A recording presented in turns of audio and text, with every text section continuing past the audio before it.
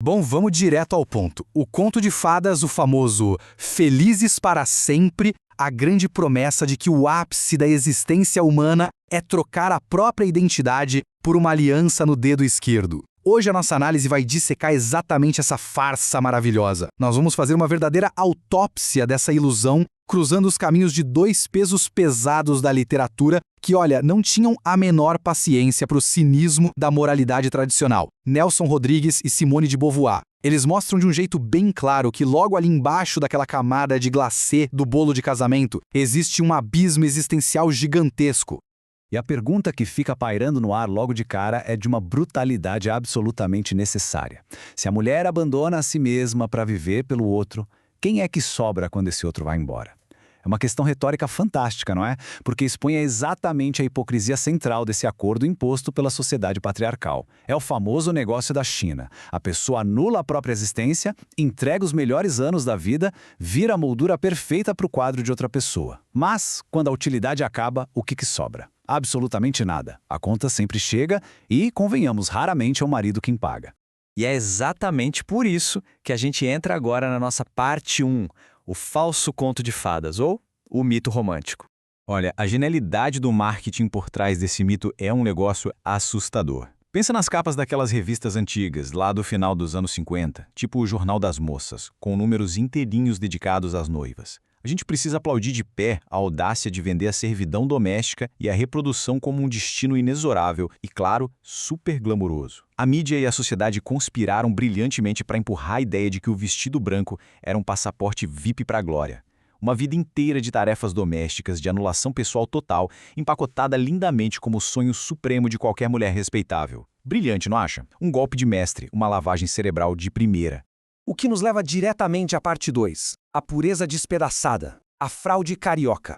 Vamos pegar Vestido de Noiva, de 1943. É uma peça revolucionária, e não só pela estrutura, mas pela coragem surreal de esfregar a verdade na cara da elite daquela época. A protagonista, a Alaide, é atropelada e ali, na mesa de operação, a mente dela simplesmente se estilhaça em 3 planos: realidade, memória e alucinação. E sabe o que a mente dela revela nessa confusão toda? Que aquele sagrado vestido de noiva não passava de um pedaço de pano cobrindo traição, inveja, desejos reprimidos e um tédio matrimonial tão, mas tão profundo que beirava o desespero absoluto. O tal do casamento perfeito era uma fraude colossal.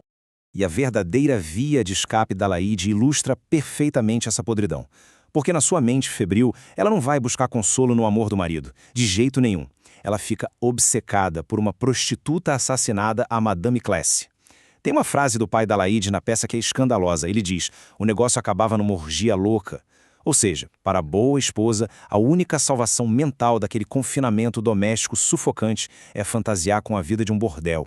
A hipocrisia tão esmagadora que a liberdade para a Alaide só existe na figura da mulher marginalizada, aquela que quebrou todas as regras de decência da época. O ponto crucial aqui é como Nelson Rodrigues pega o símbolo máximo da pureza, o vestido branco, e arrasta ele sem dó pela lama. O vestido é disputado ferozmente por 2 irmãs rivais que odeiam a vida que têm e acaba sendo vestido pela própria prostituta na alucinação da Alaide. É um balde de água fria, um banho de realidade bem ácida. A pureza, no fim das contas, é só uma ilusão de ótica. A verdadeira face da tradicional família brasileira de Nelson Rodrigues é a disputa mesquinha, o adultério e a inveja mortal, tudo devidamente escondidinho por baixo do cetim branco. E bom, para quem acha que isso é só um delírio tropical nosso, vamos atravessar o oceano para a parte 3, o abismo da desilusão, a fraude parisiense. Em 1967, a Beauvoir lança uma obra com 3 contos. E aqui a gente precisa fazer uma pausa para corrigir um erro histórico de tradução que francamente suaviza demais a tragédia. Aqui no Brasil, o livro foi chamado de A Mulher Desiludida, mas o título original em francês, La Femme Rompue, se traduz literalmente como A Mulher Quebrada, ou Destruída. E vamos falar a verdade, é um termo muito mais preciso. Porque essas não são mulheres que apenas perderam uma ilusão, sabe? São vítimas que seguiram religiosamente todas as regras do jogo, foram absolutamente perfeitas e acabaram completamente destroçadas e descartadas. Tem uma confissão da Beauvoir no livro que é devastadora.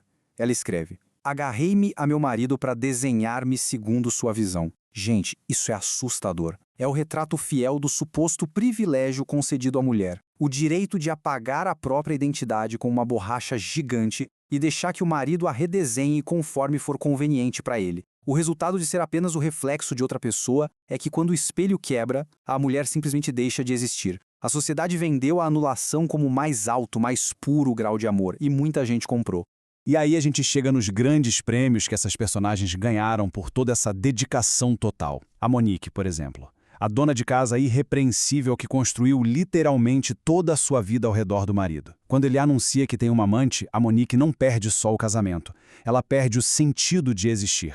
Ela fica esvaziada. E tem a Muriel num monólogo de ano novo, divorciada, lidando com o luto de uma filha suicida, roendo-se de ódio e numa solidão que esmaga qualquer um. Eis o grandioso troféu do patriarcado, a recompensa pelo bom comportamento, um bilhete só de ida para o vazio existencial. O que nos leva para a parte 4, prisão com aliança, o fracasso global. A propaganda enganosa nessa história toda é escandalosa. Vamos colocar na balança. De um lado, a gente tem o ideal vendido ali no catálogo da moral e dos bons costumes, né? O vestido branco, a dedicação incondicional, o pacote felizes para sempre, uma maravilha na teoria. Do outro lado, a gente tem a mercadoria que foi efetivamente entregue na porta dessas mulheres. A obsessão por um bordel, passar a véspera de Ano Novo vomitando ódio sozinha num apartamento, o vazio absoluto. É, sem dúvida nenhuma, a maior quebra de contrato da história humana. O produto entregue não tem absolutamente nada a ver com o que estava no folheto de vendas. Vamos em frente para a parte 5, identidades roubadas, tirando a máscara moralista. Se a gente colocar as histórias lado a lado, a tragédia da Laíde é agonizar numa mesa de operação com a mente em frangalhos depois de disputar um homem com a própria irmã. Já a tragédia da Monique e da Muriel é o colapso de quem descobre que construiu a própria casa num terreno alheio. Quando o dono pede o terreno de volta, elas ficam sem teto emocional nenhum. O falocentrismo obrigou essas mulheres a viverem pela metade e, no fim das contas, a fatura dessa dependência emocional cobra juros altíssimos, estratosféricos.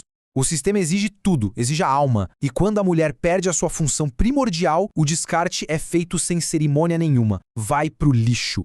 E assim a gente chega ao fundo do poço, na nossa parte final, o despertar trágico, o fim da ilusão. O veredito traçado tanto pelo Rodrigues quanto pela Belvoir é cristalino, não deixa margem para dúvida. A Laíde, a Monique e a Muriel, mesmo vivendo em décadas e países completamente diferentes, são vítimas do mesmíssimo carrasco. A sociedade patriarcal coloca o amor romântico num pedestal altíssimo, mas só para garantir a submissão. Exige que a mulher seja mãe, seja esposa, seja bela, seja servil, e quando o frescor passa ou quando o marido simplesmente acorda cansado da brincadeira, o sistema lava as mãos. A instituição do casamento sai ilesa, intocável, enquanto a mulher é tratada com um puro dano colateral, um detalhe incômodo. E para finalizar essa nossa análise de hoje, eu deixo essa provocação bem ácida no ar para a gente pensar. Quem foi o gênio do marketing que conseguiu vender tão bem a ideia de que cancelar a própria existência em prol de um marido é o ápice das realizações humanas? Olha, é um golpe tão, mas tão bem arquitetado que levou gerações para a gente começar a enxergar as rachaduras no gesso. Vestido de Noiva e A Mulher Desiludida são obras atemporais justamente por isso, porque elas esfregam na nossa cara a farsa que a sociedade adora perpetuar. Vale muito a pena refletir sobre o quanto dessa fraude a gente ainda engole todos os dias. Até a nossa próxima investigação sobre os bastidores dessa nossa suposta normalidade.